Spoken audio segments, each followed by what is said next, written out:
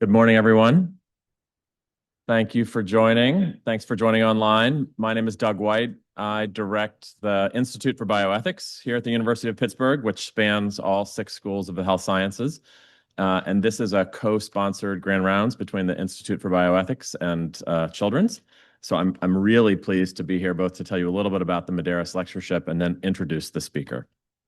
So this is an annual lectureship in bioethics. It was established in honor of Donald Medeiros, who was the chair of pediatrics here from 1965 to 1969. And thereafter, he was the dean of the med school from 69 until 1973. And he ultimately passed away 20-odd years later, 1997. So he had a really major impact on care, both at Children's and at Pitt more broadly and UPMC. He and Ken Rogers were responsible for creating one of the first neighborhood clinics in the country. Dr. Medeiros chaired the admissions subcommittee that focused on recruiting minority applicants to the Pitt Med School. And then he also, near and dear to my heart because I'm a critical care physician, played a very large role in spearheading the growth of intensive care facilities here at Children's. And he also had a enduring interest in bioethical issues in medicine and pediatrics in particular, so much so that in 1979, President Jimmy Carter appointed him to the President's Commission to the study for bioethical issues in medicine. And the kind of things that were hot and being addressed by the committee at that time were the definition of death, appropriate protection of human research subjects, ensuring or achieving healthcare access broadly in the United States, and then also medical decision-making, particularly around the end of life. So this is why we have a lectureship in honor of Dr. Medeiros and why it is focused on bioethics. So moving on, I'm really honored and pleased to introduce Dr. Jennifer Walter, who is the Medeiros lecturer this year. Dr. Walter is the Stephen Handler Endowed Chair in Medical Ethics at Penn and Director of the Department of Medical Ethics at Children's Hospital of Philadelphia. She's an Associate Professor of Pediatrics at the Perelman School of Medicine and an attending in Pediatric Palliative Care at CHOP. She has a secondary appointment in the Department of Medical Ethics and Health Policy in the Perelman Med School. So she attended Georgetown for med school. She has a PhD in philosophy with a specialization in ethics, which she earned and completed in 2007. She was an RWJ Foundation clinical scholar and also has a master's in health and healthcare research. Dr. Walter and I have known each other for more than a decade now. We have a shared interest and research focus on medical decision-making in the pediatric and adult intensive care settings. And her work also has established her as a national leader in ethics consultation, how we create sustainable, robust ethics consultation services. And I believe that is the focus of her talk today. Dr. Walter, thank you so much for joining.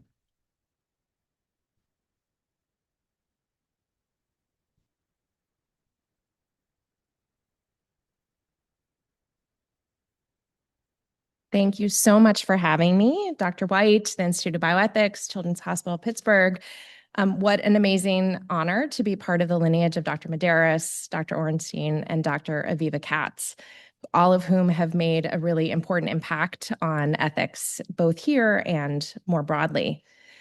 Today, I'd like to talk a little bit about the Pediatric Ethics Consult Service, how it has evolved, its challenges, and some of the opportunities we have to really support and provide service to our institutions. I have no disclosures. I'd like to start off by thinking with you and, imagining what are many common ethical challenges in pediatric clinical practice, describe a little bit about the evolution of pediatric clinical ethics, and then articulate the state of pediatric ethics consultation services as we understand it and opportunities for optimal service. So many of you in your clinical practice experience many ethical challenges. Some of these may just be ones that you experience personally or maybe ones that you discuss with your colleagues. You may ask questions like, are we doing the right thing here? Does this family actually understand the situation when they keep asking for these aggressive therapies? You may hear colleagues say, this family asked me to friend them or follow them on their, social media accounts. Like, why can't I? I took care of them for a really long time and I'm really connected to them. You might worry that the patient and the parents aren't on the same page about what the, right treatment plan is. There might be lots of other kinds of conflict you encounter that, you might worry, oh, that parent's been really abusive to my colleague, and I'm not sure I feel safe working with them. You might worry that the parents are not agreeing to the testing that you wish you could get so that you would have the best information about what the diagnosis is for a child. You might recognize that the family doesn't trust us and they're not going to take our recommendations for treatment. Or the family's just really angry with us and we've done so much to try and partner with them and it's still not working. Sometimes we worry parents are making poor decisions for their children and we're like, do they actually have decision-making capacity? Is everything lining up for them in the way that we would hope a parent would be able to make a decision for their kid? Sometimes we've made mistakes and we're uncertain if we should really be honest about that and tell patients and families that we've made a medical error because we're not sure how that's going to impact our relationship with them. We've had questions around, oh, well, this music therapist can use paid time to go to a funeral because they had a close relationship with the family, but we're not going to pay for the nurses to go, even though they also had a close relationship to the family. Or a patient is about to undergo death by neurologic criteria testing and the family's objecting. We let that other family refuse the testing, but this family we're going to make undergo the testing even over their objections. Is that fair? We have a newly 18-year-old anorexic patient who wants to leave even though their weight isn't safe yet. Is it okay for us to hold them against their will? Or we have a newborn who had a static neurologic injury and the parents say, please stop feeding them. We don't want to prolong this. But we worry that is stopping feeding them okay? Is that the right thing to do? For those of us that practice palliative care, and I know some of you are in the audience, I myself practice palliative care. We surveyed palliative care physicians about their overlap and intersection with ethics and got a really meaningful quote from one of them that sort of described the way in which so much of really intensive practice, both in palliative care as well as the ICU, intersects with ethics on a regular basis. This respondent said, I would argue that virtually all of palliative care includes doing ethics work. While our hospital has a good division of tasks and teams are supportive and collaborative, that part of palliative care is supporting patients, families, staff's moral distress, supporting decision-making, talking about limitations of interventions, conflict resolution, and then surrogate identification. Those are all infused with ethics. And those domains of care, which are central to virtually every palliative care consultation, require consideration of autonomy, of justice, ethics of care, discernment of the good. And this respondent said, I can't honestly see a time when I was doing palliative care that I wasn't also doing ethics work. And so that quote may resonate for many of you that work in this sort of overlapping domain of intensive care or palliative care, that these are our daily work is infused with ethical challenges and trade-offs. And for many of you that provide care, you might experience this distress or these questions as a personal moment. You may work through them on your own. Some of you may bring concerns that you think are important to perhaps change the trajectory of care to your colleagues, your clinical team members. And we know that just a very small fraction of them will probably make it to the ethics consultation service, where you're really still feeling that there's some moral dilemma that hasn't had adequate resolution, or you're not sure about what you need to do, that you'll actually seek out some kind of expert consultation.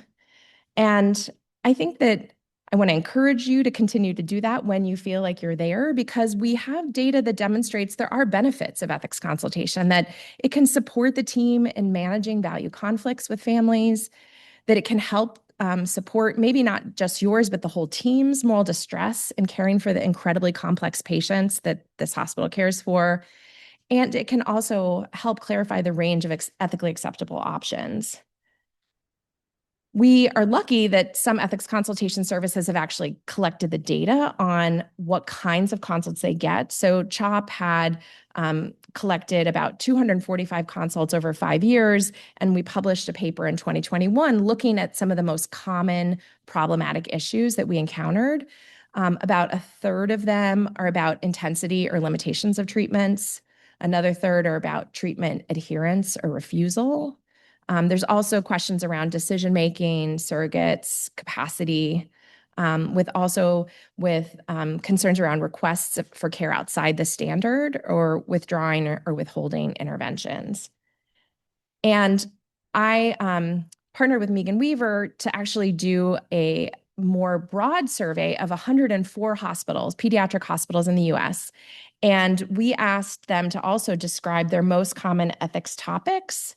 And what they sort of listed, I put it a little bigger here because the graph is got tiny print, but they also were saying that almost 55% of institutions had a common problem around end of life, around 50% of benefits versus harm, staff moral distress, parental conflict with the team, burdensome therapy or instances where the team worried that the therapy was futile, and then also issues around decisional autonomy and capacity. So, the concerns that CHOP describes are, I think, reflected across pediatric hospitals. I'm sure many of them resonate with you as well as you're thinking about your practice. What we know less about is what actually distresses parents, right? Like we have data about consultation, and most of those consults almost exclusively are called by clinical team members. But we were lucky that there was a survey of 218 parents asking them what they found distressing, morally distressing in their child's care. 80% of those parents were faced with a challenging medical decision they had to make. And the kinds of things they described as distressing were a disagreement between them and the team, concern about pain treatment, if they had to make a decision about how to talk to their child about their illness, if their child was seriously ill and had to make decisions around life-sustaining treatments. And this survey asked not only what was distressing at the time, but what still distresses you now. And half of the parents who had to make decisions about life-sustaining treatments were at the time of the survey, potentially years later, still experiencing distress about those decisions. Disagreements within the family about what was best. And they had to decide how much they were going to involve their child in medical care. And then they were also, 16% of them were worried about whether the team was biased or prejudiced against the family. And overall, over 50% of parents indicated that one of those challenges was remaining distressing for them up to years later.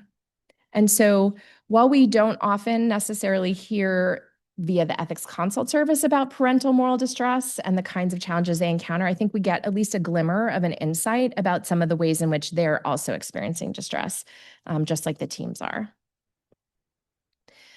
So with kind of laying the groundwork that we know that there's a lot of ethical challenges and moral distress in the practice of pediatric medicine, I want to talk through a little bit about the evolution of pediatric clinical ethics. I've learned a little bit about Dr. Medeiros, Dr. Ornstein, and then also Dr. Aviva Katz, all of whom have made an important contribution to ethics here at Children's Hospital Pittsburgh.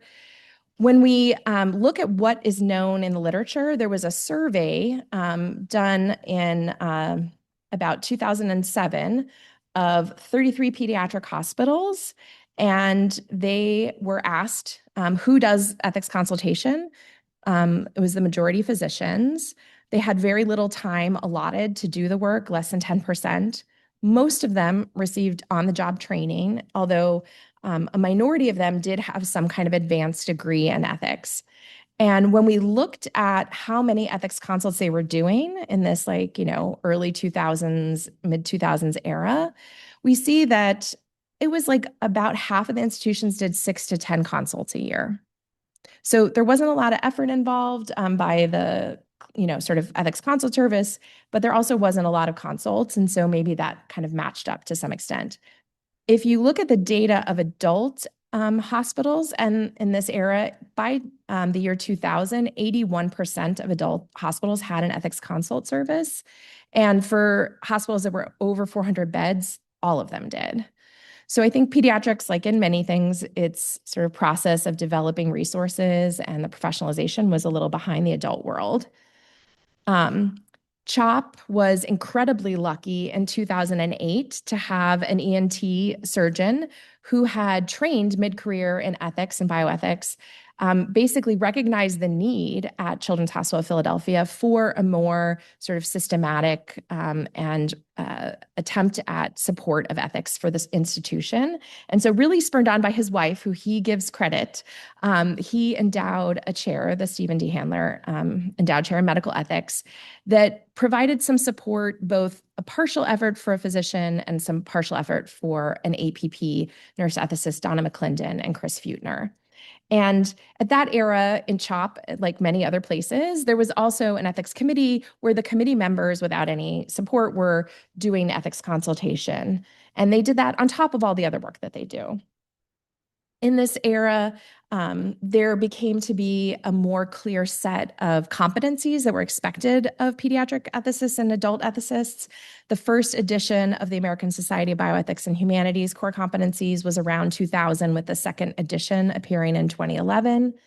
In 2018, that group put together basically a certification that would be applied to clinical ethicists to ensure that they had basic knowledge competency. It didn't assess content of skill, but just that you had a basic knowledge and that you had already had about 400 hours of contact with clinical ethics work, which did not have to be as an ethics consultant, but just perhaps work in critical care kind of settings.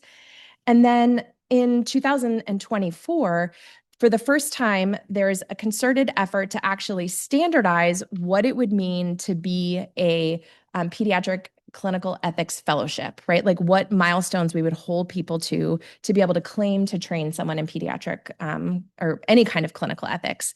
So like for those of us with more gray hair than less, we remember the professionalization of the field of pediatrics, right? There didn't used to be emergency medicine. There didn't used to be hospital medicine. There didn't used to be palliative care, right? All of these things have evolved over the years where they become more codified and professionalized processes. And I think that pediatric clinical ethics is much like other fields.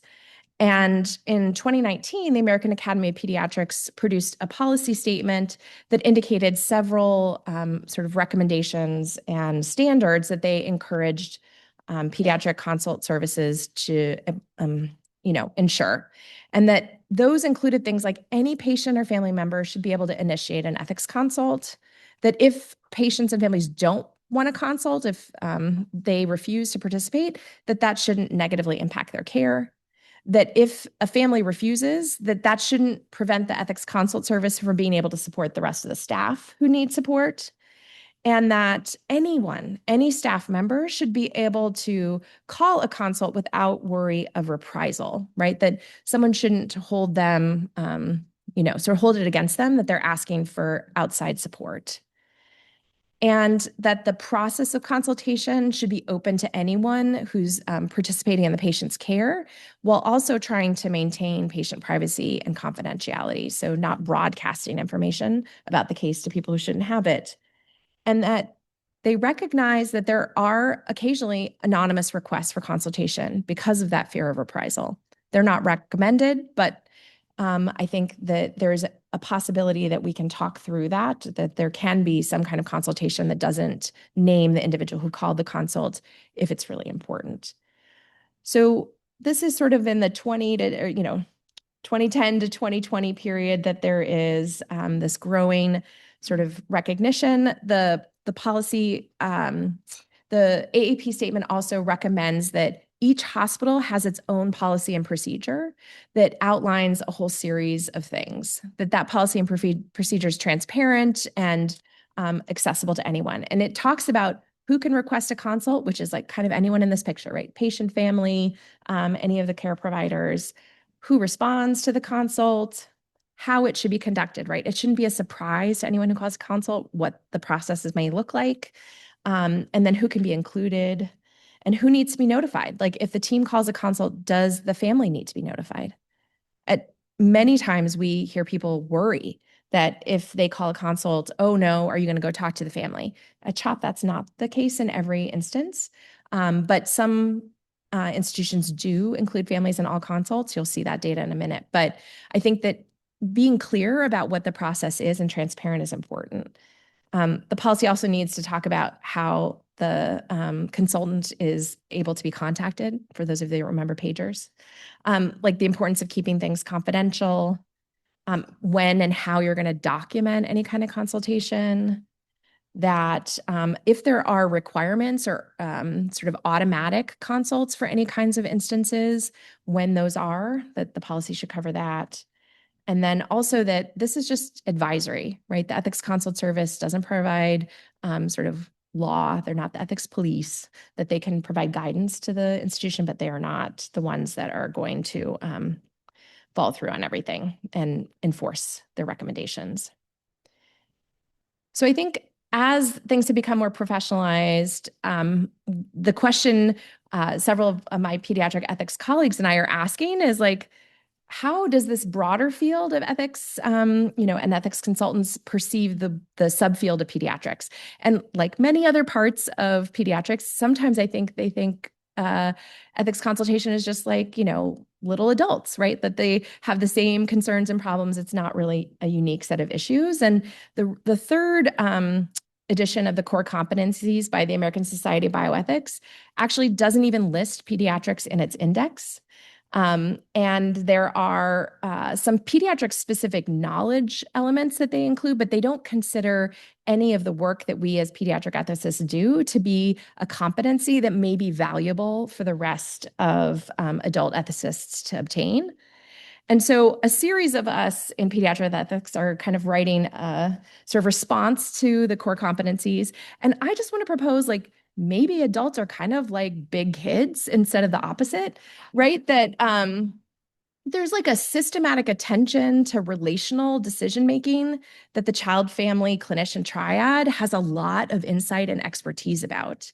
That these kinds of skills and competencies are actually transferable in this complicated world of people that have diminishing capacity, that they have evolving skills or maybe never had capacity and yet they're an adult. And that there are instances in which our understanding of the limits of parental autonomy and care for children also can translate and be relevant to limits of surrogate autonomy when making decisions for people with limited capacity. So I would just like to encourage us to remind our adult colleagues that we actually in pediatrics have expertise and skills that we can share with them that may actually make their jobs more effective as well. So turning to where are we in the state of pediatric clinical ethics at this point, and thinking about opportunities for our ability to provide optimal service to the institutions we work for. So I worked again with Dr. Megan Weaver, and we did a survey of 231 hospitals where we got 148 or 144 responses that was inclusive of 50 states. And we learned that about 69% of those hospitals had a pediatric ethics consultation service. Hospitals that were freestanding children's hospitals were much more significantly likely to have an ethics consult service. 41% of the ones that had a consult service were freestanding.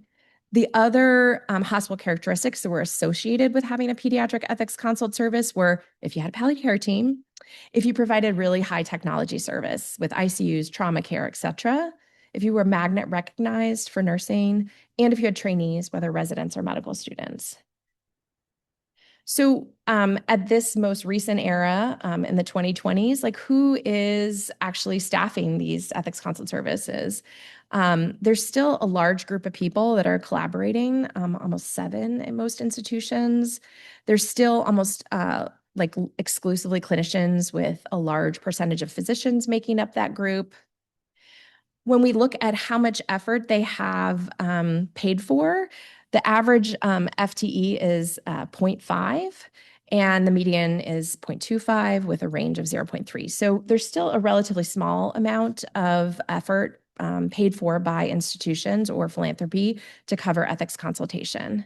And what we learned is 1/3 of hospitals don't pay any ethicist anything. It's just volunteer work. That in about half of hospitals, the ethicists are staffing both pediatric and adult consults, that almost half of ethics consultants also have a palliative care team member who serves as a ethicist, and that about 65% of ethics consult services acknowledge that they're not representative of the diversity of the patient population they care for. 2/3 of them acknowledging we don't even have a plan for how to make it more diverse. So, looking at what is the current training for those that are doing the ethics consultation work, many of them, like myself, have earned gray hair doing this. They've been working for over 10 years. About half of them still have not chosen to receive this certification that is offered by ASBH for consultation. 1/3 of them have received no fellowship or graduate degree in bioethics. And the vast majority of them don't expect any kind of continuing education or maintenance of skill set by the ethics consultation service. So we have room for improvement, right?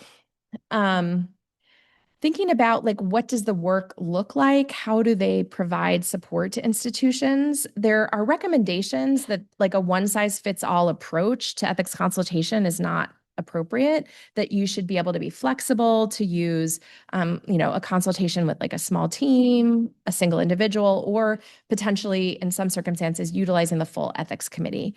And you can see here that there's a variety of those, with 91% of services kind of using a whole range of these approaches. And so how do they work? They also 70% of them have consultation services that span over the weekends, but that means 30% you're only able to get an ethics consult Monday through Friday during working hours.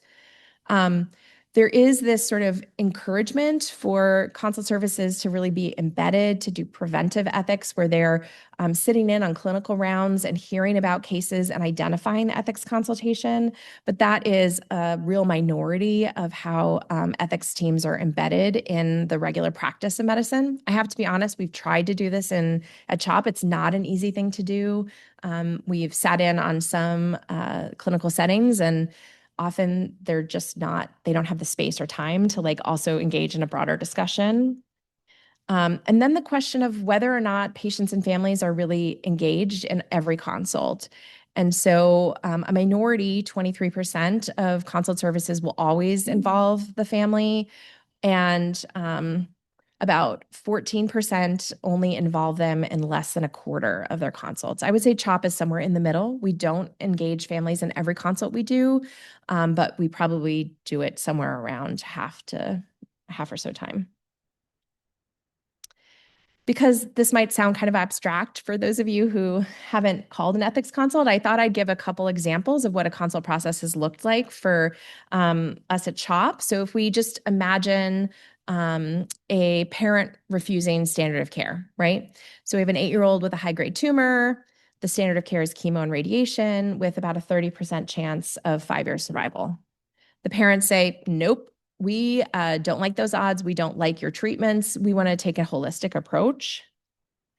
And so the attending, distressed at hearing that the family is refusing chemotherapy and radiation, which is the standard of care, asks the frontline clinician to call an ethics consult to see, can this family actually refuse this? And so what would that look like if you were the person calling it a CHOP? Well, we'd probably start with a meeting with the team to discuss the ethical decision-making around parental refusals. The ethical standard we often apply here is the harm principle. So we'd walk through the different elements of the harm principle. And then with the team support, we'd ask them, would it be useful if we met independently with the family to ensure that they understand the risks of foregoing treatment and hear from them their reasoning? A different example, the team is really concerned about the patient suffering. 2-month-old, X23 weaker in the NICU, HIE, severe BPD, has been paralyzed repeatedly because they just can't get them to tolerate the vent, having to continue to escalate sedation. The parents are requesting to continue moving forward with intensive interventions, despite the team's worry that the child's just not going to survive. This is not a leave the ICU kind of situation, but the parents keep asking for more. The overnight nurse, after caring for this patient multiple times, when it's difficult to adequately sedate the patient, calls an ethics consult. Is it really okay to continuing intensive interventions? Is that really in the patient's best interest? Do the parents really understand how sick this kid is and how much they're suffering? And the parents keep talking about the child's future at home in what seems like something totally unrealistic, right? I've gotten a couple of these calls in the middle of the night from the nurse who just, this is keeping them up during the day when they're trying to sleep, right? So what do we do? Well, the first thing we often do when we get these types of consults is coach, right? So can you, nurse, have a discussion with the team about, what they actually understand? We realize that sign out is terrible. You don't really know all the pieces of information.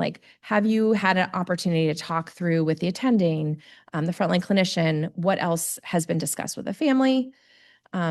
If the nurse is amenable to that, but uncomfortable doing it, we could facilitate that conversation, pull together a broader group of the team. If this nurse is worried, many other people are probably worried. How can we help facilitate that? And then work through with the team concerns around best interest and suffering. Probably wouldn't reach out to the family in this circumstance, to be honest. In addition to ethics consultation, ethics consultants also do what I would say non-consultative ethics work, right? They develop and review policies. They do organizational ethics, which is sort of helping the organization think about how they should function or what types of, sort of things they should implement. A series of different kinds of ethics education, whether running a training program or hosting education for the staff. Research ethics for those of us that function in these high-tech world of where the line of clinical ethics and research ethics actually is kind of shifts depending on the patient, single INDs, et cetera.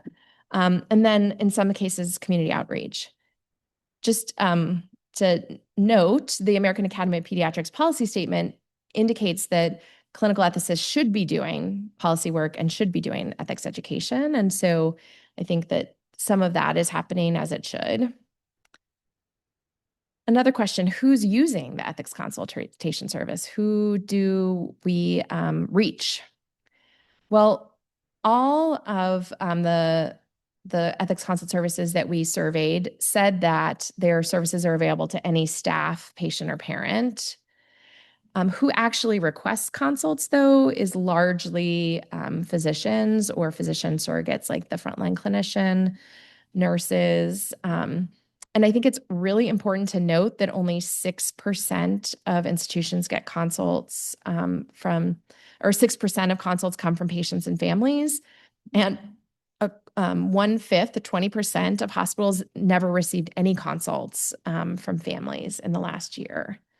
And so we were curious about how accessible is it for a family to find the ethics consult service if they needed to reach them. So we basically found a list of 190 children's hospitals across the country. We had my study coordinator call all of them and look at their internet. About 19% of those 190 hospitals had something on their public-facing website that indicated how they could get an ethics consult. When they called the operator, only 22% more of those hospitals, the operator knew how to connect them to an ethics consultant. If they didn't know, he was then asking about, well, connect me to pastoral care. When they got connected to pastoral care, another 15% of pastoral care people knew how to find the ethics consultant. When pastoral care didn't work, they went to the patient advocate, and that 14% of them knew how to find ethics. And then finally, they went to some kind of administrator, and that administrator, 66% of the remaining people knew how to find the ethics consultant. So we had 16% of institutions at children's hospitals where no one could identify how to get to the ethics consultant, and that for many, it took multiple requests, right? And for the families that are notified about ethics consultation proactively, a third of them get information on admission. That's mostly in English. And this is of the survey we did of a smaller number of hospitals, like of about 100 hospitals, and 46% of the hospitals we surveyed had something on their website, and then a small number had posters throughout the hospital. So in learning this data, I said, we have to advertise, right? So we created with our family partners, flyers that went up in the family rooms across the hospitals. They're available in English, Spanish, and Arabic, our three most common languages for inpatients. And again, this is another recommendation of the AAP policy, is that we need to have proactive outreach to families. So I think that this has marginally increased our parent consults, but I at least feel like we made an effort to try and be accessible to them. I want to quickly talk about sort of the expansion of pediatric ethics consults over this time frame. I'm showing again the data from about 2008, and then we updated the data in 2022. Those number of consults over 50 went from 0 to 20% of pediatric hospitals in this 104 sample are now doing over 50 consults a year. And that was the survey year was 2022. I took over as director of ethics at CHOP in 2022, and I'd like to proudly say we've doubled our consults since 2022. We've gone from 60 to, I think we're expecting about 130 this year. When we actually analyzed what drives having more ethics consultation, we looked at several hospital characteristics, and academic affiliation and FTE were significantly associated. Academic affiliation, not in the direction you would have thought. Actually, if you had an academic affiliation, you were less likely to have more ethics consults, but a really clear correlation. If you pay for ethics consultants, you're going to have more consults. They have more time. They probably do a better job. They are skilled. And so the closest correlation that we could find was basically you pay for it and they will call. At CHOP, we're lucky that across 4 of us, we have basically 3 FTE for ethics consultation work. I'm grateful for my colleagues, so I'm not on call all the time. And I think that part of that is I've also really increased the amount of educational outreach we do. If people know about you, they've seen you, they trust you, they've talked to you about cases in an educational setting, they may be more likely to call you when they encounter a problem in real life. And so we've, again, increased, quintupled the amount of contact hours that we have across our institution. And we also have made a lot of outreach to be part of organizational committees. We've really increased the number of places we offer just-in-time support. And I think that some of that work we've been able to do at CHOP with creating partnerships, really creating a close partnership with our chief medical officer, getting to know and hear what the ICU leadership is struggling with, talking to our primary care leadership. We have a huge enterprise primary care system. They are struggling with what to do with vaccines, right? Thinking about the innovative technology that we're implementing in the institution. I became buddies with the person that runs the work group on cell and gene therapy so that they would let me have a seat at the table. I wiggled my way onto the AI governance committee by sort of demonstrating the need for an ethicist on that group. Just to share a couple lessons learned, I think that there was a sharp learning curve and we're still on it. I'm not saying we've solved it. We had a limited, diverse group of ethics consultants, and we were interested in trying to expand that. And so we tried to bring on a more diverse group of people with some ethics background to train as ethics consultants. And we really struggled. Giving a very clinically busy person a small amount of FTE to learn a complicated skill set like ethics consultation has not really been successful. When we've hired non-clinicians, they're cheaper, they come with advanced training in ethics. They are not clinicians, and their learning curve is really steep to be able to function in this like intense world of pediatric clinical work.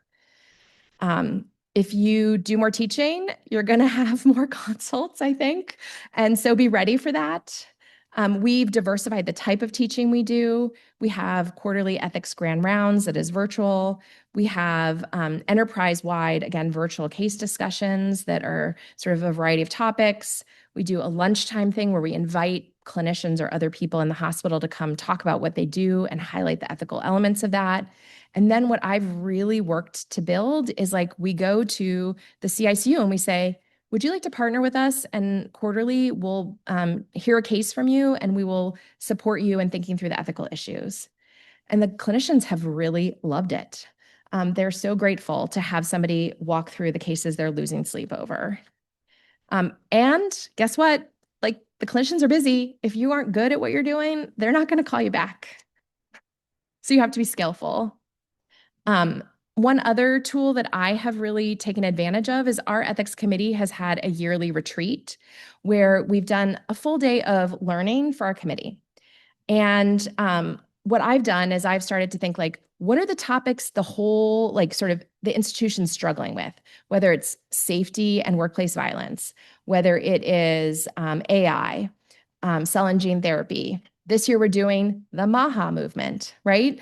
And so pick topics the institution isn't sure how to handle, host an ethics grand rounds with like an outside speaker, invite experts from your community and like the broader Penn community on a panel, and invite the leaders. You then get to set the agenda, you get to set the message, and you get to ensure that they're hearing an ethics perspective on an issue that you know that they're looking for a solution. So with all of that, I'll just quickly sort of summarize with some opportunities for improvement. There's clearly, as you can see, a lot of gap between how ethics consult services are able to perform compared to what the professional standards are asking us to do. And there's, a lot of challenges we're confronting because without much effort afforded to the work, it's hard to do the work. We, I think, need to be committed to recruiting and mentoring underrepresented groups in ethics, just like we are in medicine. We want to prioritize having an ethics consult service that reflects the population we serve to the best extent possible. And that if we're going to do local training of consultants, we need to incorporate current professional standards, not the sort of learn by doing mentorship model that happened in apprenticeships a decade ago.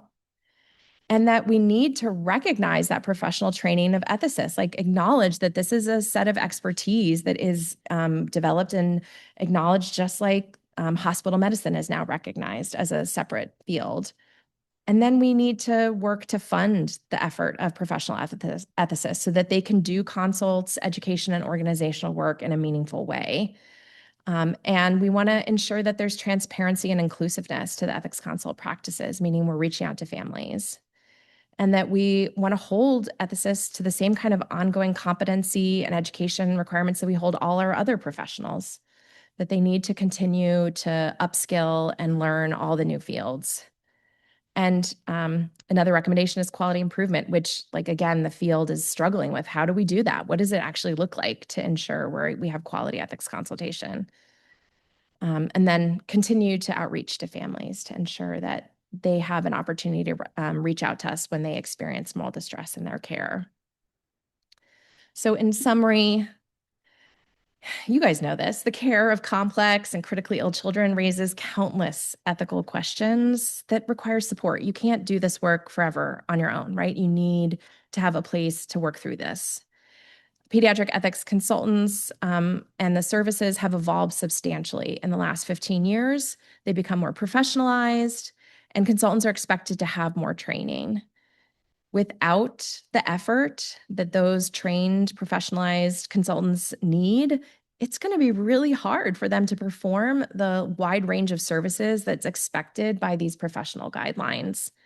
And I think that what our data shows across these, 100 hospitals is like, if you build it, if you fund it, they will come, like you will get called. And so a well-trained and supportive ethics consult service can serve the institution in consultation, education, and organizationally, impacting the ethical culture of the institution. So I just want to express my gratitude to CHOP's leadership, who's invested in me and others, the endowed chair that I hold, which was a lot of foresight, and the group that I work with, which is a group of amazing people. So happy to answer any questions.